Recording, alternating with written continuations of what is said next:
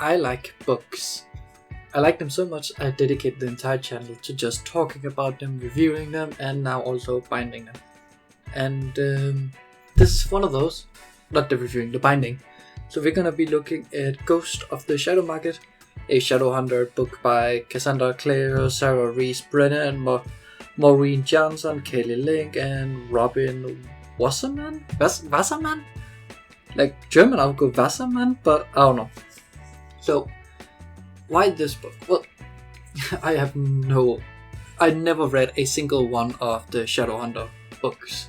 So, I don't know about if they're any good, but my girlfriend's sister is finishing her degree in engineering, like design engineer or something like that, I think. I'm not sure. I'm not an engineer. So I figured a good present would be, rebinding a book by her favorite author, which is Cassandra Clare. So let's go to the CAD file I made and talk about the design of the book. Alright, so this is the design I came up with. So these vertical and horizontal bands here are just a pattern we're gonna be designing later on in the movie. I already have an idea for design, but I just want something to indicate I am framing it around. Then we're gonna have these corners here that's gonna work as corner protectors, and my girlfriend's then gonna draw in something we can deboss into it so it has a bit of character and also paint it. Then of course we have the standard logo for the Shadowhunters on the front cover, and that's gonna be the front. Not gonna do more. The back is gonna have 3 bands. So these 3 bands here, just to make it look nicer and give some depth. Then we're gonna have the title of the book and Cassandra Clare, since it is her universe. Again, girlfriend's gonna make a much nicer font looking thing than the impact font I've used here. It's just a placeholder font. And on the back, I haven't exactly finished everything here. We're gonna wing it from the rest, but we're gonna do the corner protectors again, and we're also gonna be repeating these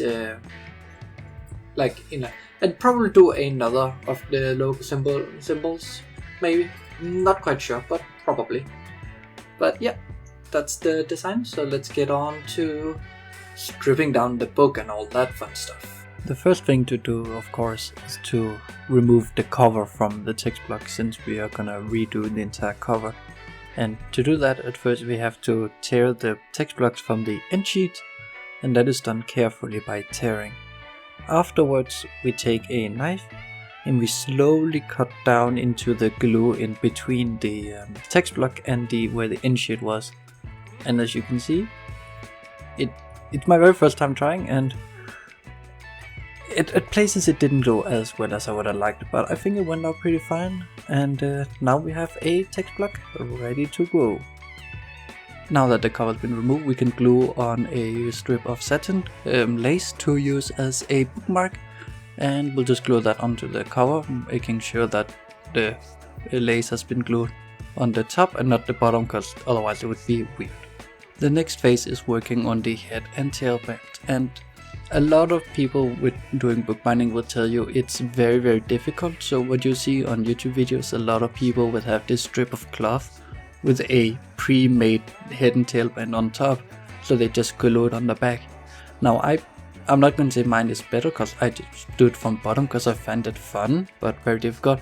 So what I do is I'll take this piece of leather and then wrap some baking sheet around it and then glue it closed. And the reason for that is then I can work there, I can do the tying and all that in this piece here instead of on the what's called text block, and that kind of prevents the string from being able to be seen when you're reading the book, because I don't think that's very pretty, and when you open an elderly book you can't see it inside of it either, so it works into hiding it. Now, something I learned with this is the thread I used for this. It looks so good, but it's not very good. And also, when starting this, start at the very edge, so you don't have to cut anything off. Now I'll have to glue some things down, which we'll see later on in the video. and then it's just going back and forth. And I'm doing, technically it's a 2-color band, but I'm just using 2 strings of the same color because I only want it to be silver. And this is the technique. I know there's a million techniques and there's some great tutorials out there, but this is the one I know, and it's one I think looks good. And I'm only gonna show the headband because the tailband is exactly the same. So yeah, now that that's done, we'll just glue it on, and then the text block will be done. Well, nearly done actually. We're missing a couple of steps, but we'll get to that. So we have basically finished the text block here. As you can see, we got the end sheets here, have the cloth here to strengthen the spine, head, tail bands, this. I mean, it's all good. So what we're going to be working on now is the cover, because if you remember, cover had these patterns going up the side here. We're going to work on the design for those and finalize them. So yeah, let's get to that. Future me cutting in here, I have decided after seeing the pressed out symbol for the cover that we will not be doing the details in the side. So yeah, no, we're just going right away now to how the symbol on the cover were made, and yeah, and also to actually making the leather cover piece, of course. But we are skipping the side designs because I deemed it not needed, and also my girlfriend. So yeah, that's it. Moving on. When making a cover for a book out of leather, what I like to do first is place in the book where I want it on the piece of leather, and then draw out the outline of the book. And by doing this, I know how big the book itself is gonna be, but then I'm gonna allocate about like 5 centimeters, a couple of inches, all around it to ensure the leather can fold up around nicely. And so what you're seeing me doing is first, of course, mark around the leather of the book, then also the outer edge. But I'm also doing these 2 or 4, it turns out, 2 vertical lines in the middle of inside of the book, and that's just to mark where the where the cover folds, so I can make sure to get that really pressed down, and so I know where my spine is for when adding details to the spine of the leather. Yeah, that's about it, and then it's onward to cutting it. I really don't know what to say for this part, because when cutting the leather, I literally just cut around the outer edge, making sure not to cut into my area, like the 5 centimeter I've given extra. Of course, if the cut gets a little in or a little out, it's not a big deal, but I really want it to be as perfect as possible, this cut, because when folding it in and gluing on the end sheet, it's gonna look so much better the straighter the edges. So yeah, not really that much to say other than cut along the outside, try and be as straight as possible, and you know, not actually ruin the leather for the cover. Now that I've cut the leather to size, it's time to measure up where the symbol is going to be on the cover, and for that I am placing it where I want it on the cover, and then I'm doing some measurements for specific points. This is all like half eyeball, half actually measuring, and then afterwards I transfer it over to the cover by placing the symbol, and then I am just marking where the points I measured is with the line, and then we're ready to wet the leather. To wet the leather for this kind of wet molding, first we have to dip it into water and leave it there for just under a minute, and we do this to make the fibers more malleable, or we don't want to work with it when it is soaking, because then the leather won't keep its shape afterwards. So after we wet it for about a minute, we leave it to dry for about 5. This should make the leather is still wet and soaked but not dripping, and then we can place the thing we want to mold it around and actually mold the leather. Normally when you want to do wet molding, you will place the thing you want to mold, and then you will by hand with a bone folder knife or something like that, you want to mold the leather around, or just that's actually how you would do it. However, for this I felt like it was a little too complicated, so what I did was, as you can see, I printed a negative, and I'm gonna place that on the front, and then I'm gonna use pressure from a lot of clamps to do it. And as you can see, I have a bit of problem because I can't see exactly where like negative is compared to the form, so I tried taping it off and then moving around. Eventually I just figured, get one corner, press it in so the leather starts to take a little shape, and then do the same with like the 3 corners you can see it has, and then just put on 2 pieces of plywood around it and clamp it and hope for the best, basically. So hopefully this will be a good success, but I won't know before in about 24 hours or so. After about a day, it's finally time to reveal that, and oh boy, I was so nervous, and you can see there's so many clamps holding it in. I have no idea like if it worked or not, but as you can see as we're opening it up here, it looks beautiful, and also really scary, because so far everything has been going according to plan, and I feel like something's gonna mess up or whatever you can call it. So crossing my fingers here. So yeah, next step is the text. Actually, I was gonna say gluing, but it's actually the text.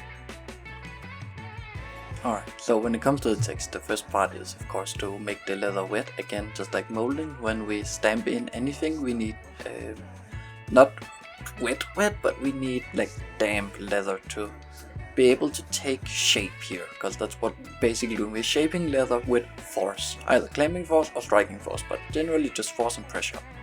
So after doing that, it's just taping down the symbols, in this case the text, and just we're taping it down basically so we don't have it move around, because if it moves then suddenly the text, you know, we can see that, and then it's just hammering, and yeah, I have some bad news about that. So let's cut to the update text clip of me. Bad news. As you can see here, I zoomed very much in, and after stamping, and you can see the leather has barely taken any shape, and that's really bad, because I'm not gonna show it, but I tried multiple ways of doing it. I even tried clamping down the symbol instead of hammering them. Nothing worked. So in the end, the way we get the text on is gonna have my girlfriend, because she has a very steady hand when it comes to writing, and also a readable handwriting, and able to mimic like fonts. And you can still, as you can see, it did take some shape, so we need the handwriting to match the font a little bit, and that's what she does. And she's gonna write it in after we colored the entire leather, and then she's gonna write it with a silver paint marker. So you're not gonna see that because she didn't want me to record it, because she felt nervous already, but it looks beautiful, and you will see the end result at the end of this video. So that was a fail with the press, but we're moving on steadily because we have a plan, and now we're just gonna put glue all over the cover, and you know, actually glue the old cover to the new leather cover so it will work out. And as you can see on the back side, it has these black marks and all. That's from the clamps here touching the leather directly. Since you won't be able to see it, I figured it didn't matter. Now, because I had the way it has to be glued, you know, so I can place the original cover correctly, I can't have to glue the leather, place the cover on top, old cover on top. Now, what I probably should have done is just then put the pressure on instead of flipping the cover. I don't know why I thought that was a good idea. I could just let it stay there and put weights on top, but I decided to flip it, and that's what you're seeing my girlfriend help me out with. It's a little weird, I don't know why I did it, but that's what I did. Now is my favorite time for making any books or leather work, and that's staining the leather. And it's also when I'm very nervous, because it's like you can't really do anything other than staining. I don't know why I'm more nervous about that than wet molding, but I am. And you can also clearly see the text did not come out as I want, but we still have the plan, but here it's just very visible. And you can also see, even though it's colored black, you can still clearly see the lettering. So that's why it's very important to match. Now I've decided to make it a black book cover, because I think with a silver logo and silver detailing on the corners, it's just perfect. And look at that black color, it looks so beautiful already just in black, and the symbol is just so perfect. Now it's foiling time, and I did skip ahead so that you didn't have to see me begin the foiling, but I mean, you're not even gonna see all of it because this takes forever, and I'm gonna do it in 2 layers, just to ensure I get an even closed layer of the silver color. And let me just tell you, foiling is so tedious. It took me like an hour plus just to do this little symbol here, and I mean, it's beautiful, it's perfect. And the thing is, even though it's tedious and it takes forever, I find it highly meditative. And just like, yeah, it's very meditative because you just sit and you do it and you're hyper focused on it because it's so fragile, the metal you're working with. And yeah, all I can say is, if you haven't tried it, just try doing some foiling. I'm not the best at it, but I love doing it, and I'm gonna do it on almost all books I'm gonna make. Now, let's take a look at the result of the foiling. Isn't that just a beautiful foiling work? I think it really stands out from the black, and I think the silver symbol is just so good. And I am gonna do a little touch up with some black staining around the edges so the symbol is more like pronounced, because I think if I just add some paint all around to remove all the small specks of silver you can see, I think it's gonna make it stand out even more. Now, the final thing before we have a combined complete book is to glue the end sheets to the cover so that it's not just a cover wrapped around some pages you can take out. And I mean, it's just cover the entire end sheet in glue, and then put a piece of parchment underneath, and then close it, and then flip it over and do the same on the other side. When that is done, I put it like between two plywood boards, as you've seen me do it multiple times throughout this video, and then I'm just clamping it closed because I want it to be like really pressed out so the glue gets a hold of all the pieces. Now, something I didn't do and I should have done is when the when it's half dried, just quickly take a bone folder and then just smooth out the end sheet. But I don't think it's that necessary. And after this, we are gonna take a look at the finalized result, where I'm gonna talk about some things you didn't get to see on camera that has been added, while also enjoying the completed book, of course. And this is the final book. I think it's absolutely gorgeous. I think even though all the mistakes I've made throughout, I feel like I've learned a lot first and foremost, but just even though all the mistakes that's been made, I think it's so beautiful. And this was meant for a gift for my sister-in-law, I think it's called. My girlfriend's sister, I don't know, because she finished her degree as a design engineer, and this is her favorite author, franchise, whatever you want to call it, and I figured, you know, have something custom that's gonna remind her of when she finished it, and also is just wholly unique. Now, something we have to talk about here is the corner protectors. The reason why you have not seen any cuts about it is because they are just resin printed, and then they are like painted. But really the reason why there's no clips of it is because I had to do most of the work at my mother-in-law's home, because we were down there and I ran out of time to do everything at home beforehand. So I actually doing a lot of those while my sister-in-law were around and had to keep it hiding from her. Originally I had only planned to do corner protectors on literally the corner, but I feel like making it a frame instead with 4 protectors, if you can call it that, on the front and the back, I think that it works better. Also, the spine text, I shout out to my girlfriend, it is amazing, it's so good.